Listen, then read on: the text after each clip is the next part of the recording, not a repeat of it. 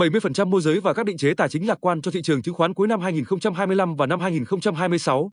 Sau khi phân tích hơn 10 báo cáo chiến lược từ các định chế tài chính, cho thấy phần lớn các định chế này đều đánh giá triển vọng thị trường, đặc biệt cuối 2025, đầu 2026 là tích cực. Chỉ khoảng 10% đánh giá trung lập và 20% đánh giá tiêu cực. Nguyên nhân dẫn đến sự lạc quan này có 3 động lực lớn. 1.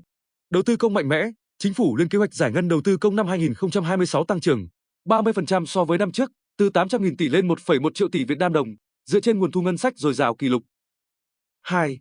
Tăng trưởng tín dụng, nhiều công ty chứng khoán, đặc biệt là SSI, nhấn mạnh việc xóa trần tín dụng là bước tiến lớn giúp tín dụng tăng tốc, hỗ trợ doanh nghiệp tốt, thúc đẩy GDP.